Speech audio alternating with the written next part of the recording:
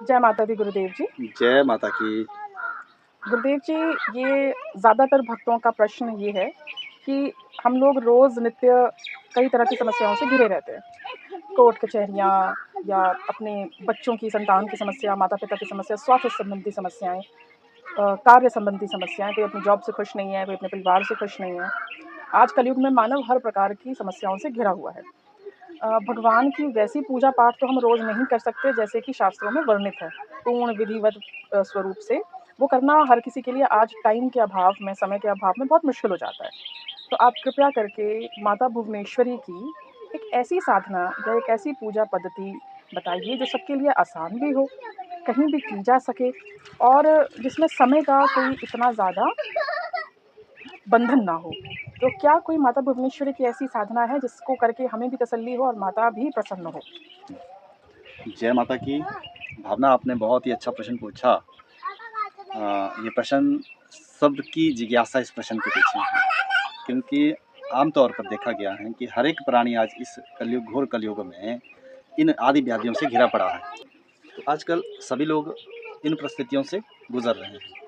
तो सब लोग जो है एक साधक भी नहीं बन सकते, उस तरीके के साधक नहीं बन सकते ना। आज के इस भाग दौड़ की ज़िंदगी में किसी का समय है इतना कि वो साधना करने बैठ जाए। जैसे ऋषि मुनि करते थे, जंगलों में जाते थे, तो ऐसी आज किसी को है ही नहीं, समय ही नहीं।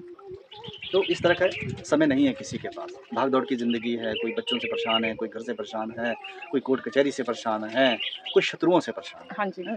तो आजकल तो वो समय नहीं है कि पहले ऐसा होता था कि हम लोग उस वक्त होता था कि राजा के दरबार में कैदियों को ले जाया जाता था, उनको फांसी और सजा होती थी। हाँ जी। तो आज राजा का दरबार नहीं है, आज वो कोर्ट कचहरियों में बदला गई चीज़ें। हाँ जी। आज हम उसी को समझ लें कि उससे हमें अगर बचना है तो मैं सरल और अजमाया हुआ अच्छा। ऐसी छोटी सी माँ भुवनेश्वरी की साधना है। बहुत छोटी साधना भी नहीं बोल सकते इसको। साधना तो वो होता है किसी चीज़ को जब हम साध लेते हैं ना, वही साधना है। अच्छा। साधना की और कोई परिभाषा नहीं है कि जैसे हम जी 1000 वर्ष तक हाथ खड़े करके बैठे रहेंगे, है ना। भगवान तो भाव का भूखा है, उसको ज़्यादा जतन की ज़रूरत नहीं है ना। इसके विषय में बताता हूँ जो सबके लिए गुणकारी रहेगा। तो महिषासुर जब राक्षस हुआ, उसने जब आतंक फैलाया तो देवताओं को हजार वर्ष तक कंदराओं में छुपना पड़ा। अच्छा है। और उस वक्त उसके सामने टक्कर देने वाला कोई ऐसी शक्ति नहीं थी।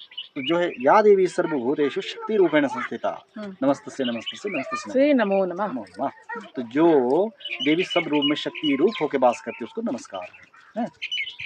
तो वो की स्त्री थी जो उससे टक्कर ले सकती थी। सही बात है। त्रिदेव भी पीछे हट गए क्योंकि वो भी उसे मारने में सक्षम नहीं थे। तो इसलिए जो है मैया का जो है मैया को सामने आना पड़ा। क्योंकि वो तो परम ब्रह्म स्वरूपिणी है। वो साकार में भी और निराकार में भी है ना।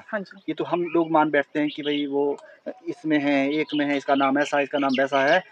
ऐसे तो ईश्वर तो एक ही है। ईश्वर तो वो तो नाम हमने रखे हैं उसके।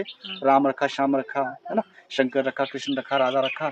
तो किसी एक नाम को पकड़ कर आपको उसको साधना है। सही बात है ना। तो भगवान विष्णु जी सुदर्शन चक्र धारण करते थे। है।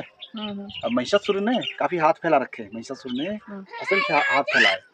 उन असंख्य हाथों से जो वो युद्ध द्वंद्व करने लग गया तो उन्हें देवताओं को बचना मुश्किल हो गया। अच्छा। ऐसी शक्ति चाहिए थी जो सारे मैया के वेपन्स धारण करें, जो त्रिशूल, चक्र, खड्ग हैं, गदा। जो ऐसे हम देखते हैं कि जितने भी हम देवताओं को देखते हैं उन्होंने सबने अपने एक या दो शस्त्र धारण कर रखे हैं। हाँ जी। वो शक्ति ही है जिन्होंने अष्टभुजा धारण करके अनेकों शस्त्र धारण कर रखे हैं। हाँ जी। तो ऐसी मैया चाहिए थी महिषासुर को मारने के लिए। मैया आई देवताओं के सम्मुख, महिषासुर का वध हो गया। वो कहानी जगत को पता है। हाँ जी। है।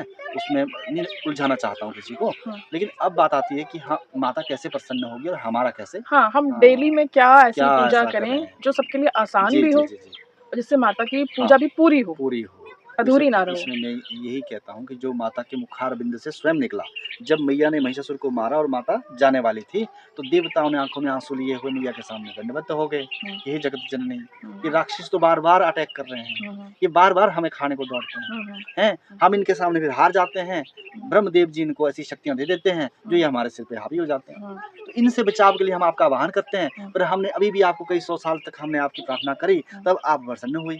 कोई ऐसा सहज सा बताइए ना कि हम पुकारें आप झट से आ जाएं। तो मैया बड़ी हंसी मुस्कुराई और बोली, देवताओं तुमने जगत के भले की बात पूछी। मैया कहती है सप्तशती में वर्णित है, मार्कंडेय जी द्वारा रचित जो सप्तशती है उसमें वर्णित है। उसमें कहा मैया ने कि मेरे 32 नामों की माला का जाप जो रोज करें, नृत्य करें, उस जातक को कभी जिंदगी में किसी चीज की कमी नहीं रहती। ठीक है, वो जगत में जाते हुए कभी भी भयभीत नहीं होता। तो ये किस प्रकार किया जाए? जी, और मैया के ही द्वारा कहा गया है कि भुवनेश्वरी मुद्रा लगा करके इसका पाठ किया जाए, नृत्य पूजा पद्धति के बाद अगर इसको आसन लगा के आदमी बैठे और उसके बाद इन सब उंगलियों को आपस में इस तरह से जोड़ करके और अंगूठे को आगे चक्कर पे लगा के 90 डिग्री का कोण जैसे बनता है, 90 डिग्री में खड़ा हो और आकाश की ओर देखते हुए अगर माँ भुवनेश्वरी का माला का नाम जाप करें, वो इस प्रकार से है, मैं बताता हूँ आपको।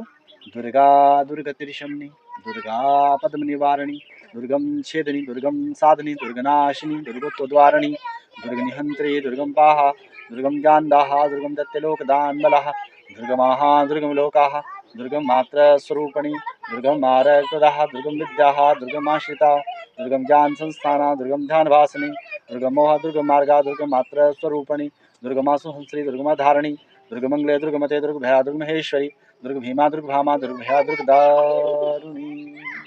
तो ये 32 नाम की माला का जाप है। तो गुरुजी ये वाला जो जाप है ये सिर्फ खड़े होकर ही करना है या बैठ के भी किया जा सकता है? ये आसन पे बैठ के किया जा सकता है। आसन में बैठ करके आपको इसका एक फल मिलेगा, खड़े होके दूसरा मिलेगा, जल में खड़े होके इसको करें फिर और अच्छा मिलेगा, गौशाला में बैठ के इसका पुण्य कुछ अलग होगा, मंदिर में बैठ के इसका पुण्य कुछ अलग होगा। अच्छा। इस तरह इसके अपने अपने फल हैं। तो किसी भी रूप में किया जा किसी भी रूप में शुरू करें तो थोड़ा सा समय लगेगा। हाँ जी। हो सकता है थोड़ा समय लगे। तो ऐसा दिन जरूर आएगा जब मैया आपसे प्रसन्न होकर के आपके सम्मुख खड़ी होगी। अब हम उसको देख तो नहीं पाएंगे, इन सूक्ष्म इस शरीर से देख नहीं पाएंगे, नेत्रों से देख नहीं पाएंगे। हाँ, अगर आदमी अपनी कुंडलियों को जागृत करे, दिव्य दृष्टि पालें तो मैया दिखेगी, लेकिन मंत्र विफल नहीं होगा। मंत्र जैसे आप इसका पाठ करेंगे, मैया किसी भी रूप में आपकी सहायता के लिए समक्ष खड़ी हो जाएगी। तो मैं तो समझता हूँ इस कलयुग में, इस समय इस पाठ की सभी को ज़रूरत है, हर घर को ज़रूरत है। और नृत्य इसको करें, ये अजमाई चीज़ है और इसके साथ साधना भी हो जाएगी। मैया हमेशा आपका साथ दें। बहुत बहुत धन्यवाद गुरुजी ऐसी जानकारी के लिए। जी, बहुत जय माता भुवनेश्वरी। जय माता भुवनेश्वरी, जय आदिशक्ति।